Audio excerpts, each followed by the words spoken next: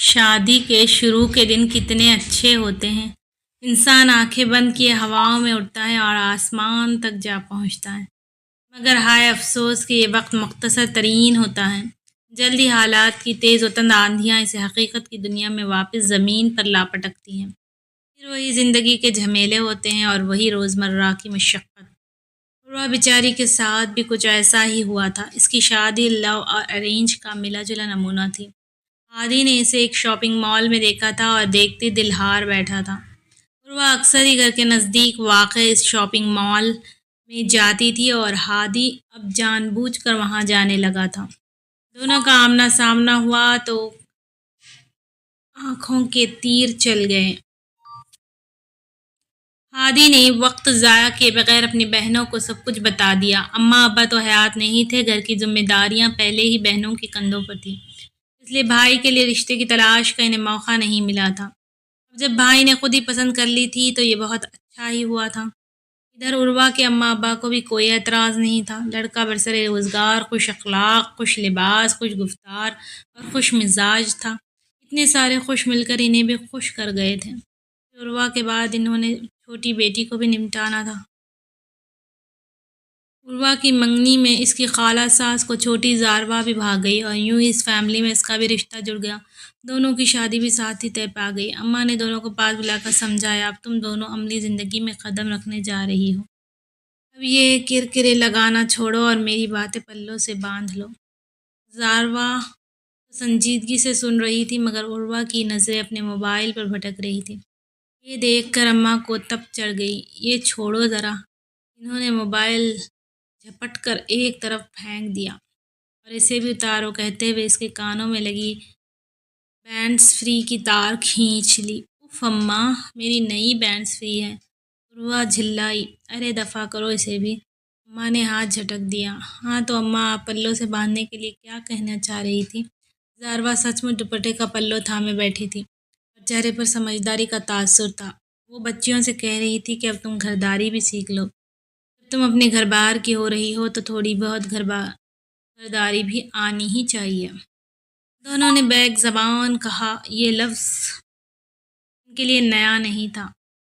ان کی جن کزنس کی شادی ہونے والی ہوتی، ان سب کو ان کی امیاں یہی لفظ گھرداری سیکھنے کی نصیحت کرتی پائی جاتی تھیں۔ اب شاید ان کی باری تھی۔ عروہ نے فخریہ انداز میں کہا کہ اماں، ہم سیکھ تو رہی ہیں گھرداری۔ زاروا صبح کا ناشتہ بناتی ہے، میں دوپہر کا کھانا۔ اماں نے سمجھاتے ہوئے کہا کہ گھرداری صرف کھانا بنانے تک محدود نہیں ہوتی، اس میں اور بھی بہت کچھ شامل ہوتا ہے۔ مثلاً گھر کا بجٹ بنانا، مہمانوں کے ساتھ تمیز اور سلیقے سے پیش آنا، ٹیبل سیٹ کرنا اور گرمیوں اور سردیوں کے بستر دیکھنا۔ اس کے علاوہ سلائی کڑھائی بھی ضروری ہے۔ سلائی کڑھائی کا سن کر دونوں چونک گئی۔ یہ آخری بات دونوں سے ہضم نہ ہو سکی۔ اماں نے مزید کہا کہ ہاں، سلائی کڑھائی بھی۔ تم لوگوں کی نانو نے مجھے سلائی سینٹر سے باقاعدہ کورس کروایا تھا۔ عروہ کی زبان پھسل گئی۔ اس نے کہا کہ مگر اماں، آپ تو شاید درجن سے کپڑے سلواتی ہیں۔ زاروا کی زبان پر بھی یہی بات آ گئی۔ یہ سن کر اماں جلال میں آ گئی۔ کہنے لگی، کم بختوں، اب تو نظر کمزور ہو گئی ہے میری، ورنہ بچپن میں تم لوگوں کو کتنے پیارے پیارے فراک سی کر پہناتی تھی، یونیفارم تک خود سے لیتی تھی۔ تم لوگوں کے جہیز میں سلائی مشین بھی دے رہی ہوں، ذرا پہلے منگوا لوں گی۔ اپنا ہاتھ سیدھا کرو۔ عروہ کی بدتمیزی پر اماں سخت ناراض تھی۔ زاروا نے فوراً بات سنبھالتے ہوئے کہا کہ فکر نہ کریں اماں، ہم سلائی بھی سیکھ لیں گی۔ مگر عروہ کے تاثرات اب بھی ڈھیلے تھے۔ عروہ کی جب بھی اپنے منگیتر سے بات ہوتی تو پہلا سوال یہی ہوتا، کیا کر رہی تھی ڈیئر؟ گھرداری سیکھ رہی ہوں، وہ ٹھنڈی آہ بھرتی۔ یہ گھرداری کیا ہوتی ہے؟ یہی کھانا پکانا اور سلائی کڑھائی وغیرہ۔ لہجہ سخت بیزار ہوتا۔ خود کو زیادہ ہلکان کرنے کی ضرورت نہیں ہے۔ میں کھانے پینے کا زیادہ شوقین نہیں ہوں۔ اپنے وزن اور فگر کے بارے میں بہت محتاط ہوں اور تمہیں بھی ہونا پڑے گا۔ بس سادہ سا کھانا بنانا ہوگا۔ اور ہاں، دوسرا لفظ تم نے کیا بولا تھا؟ اور سلائی کڑھائی، اس کی بھی بھلا کیا ضرورت ہے؟ ریڈی ٹو ویئر ہے تو صحیح، اکثر ہی 50% ڈسکاؤنٹ لگا ہوتا ہے۔ میں تو تمام ڈریسز ریڈی میڈ ہی خریدتا ہوں۔ آج کل کپڑے سینے سلانے کا کس کے پاس ٹائم ہوتا ہے؟ یوں سارا مسئلہ چٹکیوں میں حل ہو گیا۔ وہ جو مارے باندھے کچھ نہ کچھ سیکھ رہی تھی مستقبل کے دولہا کے لیے زرعی خیالات جان کر اس نے ان سے بھی ہاتھ کھینچ لیا، جبکہ زاروا کا ایسا کوئی سین نہیں تھا۔ مکمل ارینج شادی ہو رہی تھی، منگیتر سے ایک آدھا بار ہی رسمی بات چیت ہوئی تھی۔ وہ پوری تن دہی سے گھرداری سیکھ رہی تھی۔ شادی ہوئی، ایک پلک جھپکتے ہی ہنی مون پیریڈ بھی گزر گیا۔ زاروا بھرے پورے سسرال میں رہتی تھی۔ ساس نے پورے 2 ماہ بعد اسے کام میں ہاتھ ڈلوانا شروع کیا، جبکہ عروہ کو مہمانوں کے جانے کے اگلے ہی دن چولہا چوکی سنبھالنی پڑ گئی تھی۔ ہادی نے بالکل ٹھیک کہا تھا، وہ نہایت ہی سادہ کھانا کھاتا تھا، مگر اس نے ایک آدھا بات بتائی تھی۔ یہ نہیں بتایا تھا کہ وہ خود تو سادہ کھانا کھا لیتا ہے، مگر یار دوستوں کی ضیافت کرنے کا کتنا شوقین ہے۔ ظاہر ہے دعوت میں دال چاول تو نہیں بنتے۔ وہ فون پر اماں سے پوچھ کر کڑھائی اور قورمہ وغیرہ بنا لیتی، کبھی کبھار آن لائن آرڈر بھی کر دیا جاتا۔ یوں تو سب کچھ جیسے تیسے چل ہی رہا تھا، مگر ایک دن یوں ہوا کہ اس نے گھر کے تمام پردے بدلنے کا فیصلہ کیا۔ پولینڈ یا پردوں کا کپڑا سے منگوائے گئے پردے بہت لمبے تھے اور فرش سے کافی نیچے تک لٹک رہے تھے۔ کشن کور بھی ڈھیلے ڈھالے اور بدنما لگ رہے تھے۔ سائرہ خالہ جو کافی مہربان اور تعاون کرنے والی خاتون تھی، انہوں نے مشورہ دیا کہ اپنی درزن سے سائز ٹھیک کروا لے۔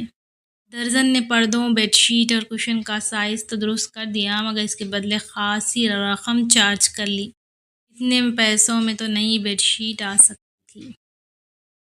پھر ایک دن وہ ناشتہ بنا رہی تھی کہ ہادی اپنے شرٹ لے آیا۔ یار یہ بٹن ٹوٹ گیا ہے، اللہ یہ تو بڑی روایتی شوہر والی صورتحال ہے۔ وہ دل ہی دل میں مسکرائی، ہیروئنوں کی طرح اپنے بڑے پیار سے بولی، آپ شرٹ پہن لیں، میں سوئی دھاگا لے آتی ہوں۔ نہیں تم بٹن لگا دو، میں اتنی دیر میں موبائل چارج کر لیتا ہوں۔ ہادی اجلت نے باہر نکل گیا۔ اس نے سوئی دھاگے کی تلاش میں سلائی مشین کا ڈبہ کھولا جو ابھی تک پیک ہی پڑا تھا۔ وہ دراز میں جھانکنے ہی لگی تھی کہ سائڈ ٹیبل پر رکھی ایلفی اس کی نظر میں آ گئی۔ اچانک اس کے ذہن میں ایک خیال آیا اور آنکھیں چمک اٹھی۔ اس نے دوبارہ سلائی مشین بند کی اور ایلفی سے بٹن شرٹ پر چپکا دیا۔ ایک بار کھینچ کر دیکھا، وہ مضبوطی سے لگا ہوا تھا۔ خود کو شاباش دے کر وہ اطمینان سے کچن میں آ گئی۔ دوسرے تیسرے دن پھر ہادی کے کالر کا بٹن ٹوٹ گیا۔ وہ مسکرائی، آپ کے بٹن بہت ٹوٹتے ہیں۔ ہاں یار، ریڈی میڈ شرٹس میں بٹن زیادہ مضبوط نہیں ہوتے۔ بہرحال اس نے وہی پہلا آزمودہ نسخہ اپنایا، پھر ایک ہی بار تمام شرٹس کے بٹن اسی طرح درست کر دیے۔ اس دن کام والی نے واشنگ مشین لگا رکھی تھی، ابھی ایک چکر بھی پورا نہیں ہوا تھا کہ وہ بند ہو گئی۔ ہائے اللہ، یہ تو جام ہو گئی ہے شاید، کام والی نے بٹنوں کے ساتھ زور آزماتی کرتے ہوئے کہا۔ ہائے اللہ، نئی مشین ہے، اتنی جلدی خراب ہو گئی؟ اس نے پریشانی کے عالم میں خود بھی مشین کے چکر کو ادھر ادھر گھمانے کی کوشش کی، مگر وہ ٹس سے مس نہ ہوا۔ اچھا رضیہ، تم انتہائی ضروری کپڑے ہاتھ سے دھو لو، باقی ہادی اتوار کو ٹھیک کروا دیں گے۔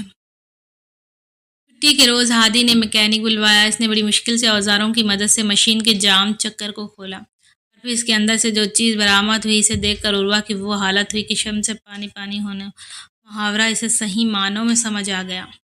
وہ بٹنوں کی ایک چھوٹی سی ڈھیری تھی۔ دراصل جب شرٹس کو دھونے کے لیے سرف والے گرم پانی میں ڈالا گیا تو بٹنوں پر لگی ایلفی کی گوند گھل گئی اور وہ کف کالر وغیرہ سے الگ ہو کر مشین کے چکر میں پھنس گئے۔